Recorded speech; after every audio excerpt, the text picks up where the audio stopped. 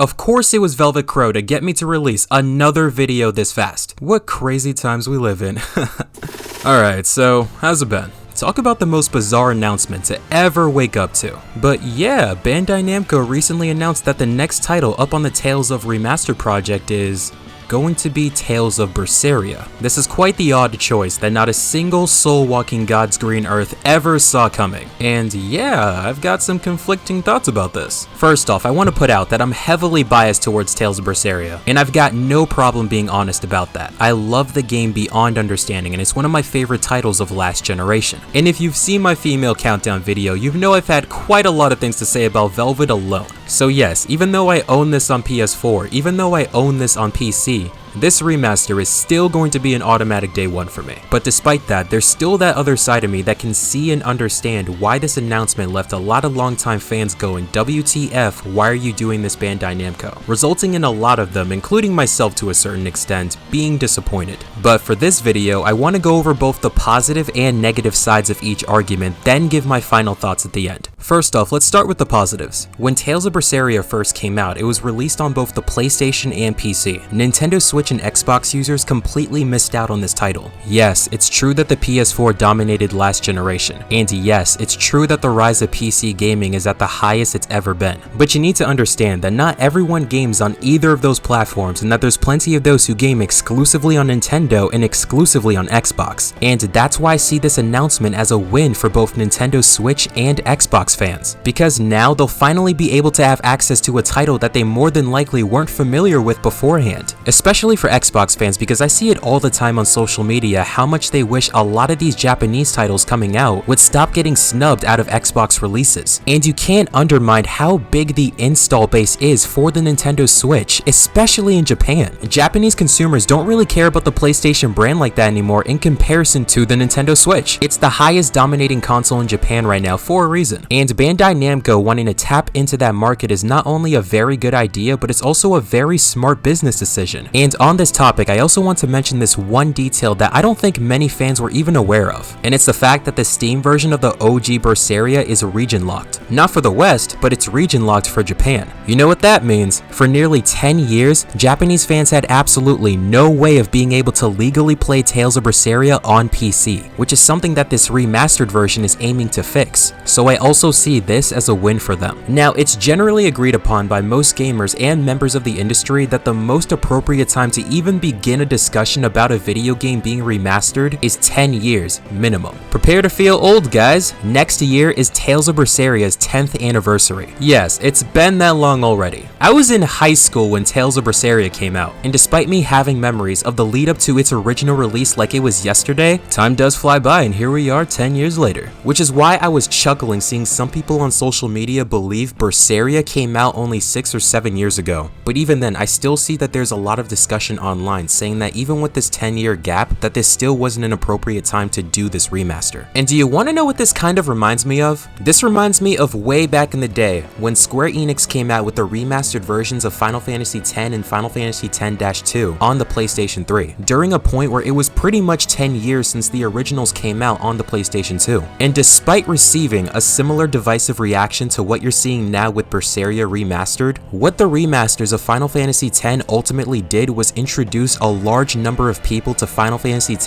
who've never played it before, thus creating a lot of new fans that now love Final Fantasy X and likely went on to play the other entries. So who's to say the same thing won't happen with Berseria with this remaster? So yeah, I do believe that this is a good thing. Also, thinking back, Bandai Namco's definitely been planting the seeds for this remaster this whole time, and I wish I noticed it sooner. Because if there is one thing I've been keeping track of for the past few years now is how often Tales of Berseria went on sale for as low as $5 on Steam, several times. But I noticed that in this year of 2025, I don't think I've seen Tales of Berseria go on sale at all. And if it did, it had to have been super early this year and never since, because again, I was keeping tabs on this. And out of nowhere, during the last week of September, I think, they were announcing that they were re-releasing the Velvet Crow figurine with pre-orders up and everything. And outside of my initial hype of finally being able to own this at a decent price, I started thinking about this afterwards. Why was all of this happening in 2025? And with this remaster announcement, now it all makes sense. Also, the way that Bandai Namco is handling these remasters is a combination of both in-house and outsourced source development, which means yes, Berseria is one of the more recent titles of this series, but that doesn't mean that there's not other Tales of remasters being developed on the side. The reason why we're getting Berseria first is because it was the easiest to do. Meanwhile, a lot of these older Tales of titles probably have a lot of issues regarding their source code, and they went on record saying that they were going to release these games in an unusual order, so this should hardly come as a shock. And lastly, and this is a small thing, but if you're coming off of playing Tales of Exilia, the recently released remaster, and jump into Berseria, let's just say that there's going to be a neat surprise waiting for you. Assuming you do all the side quests, that is. I'll leave it at that.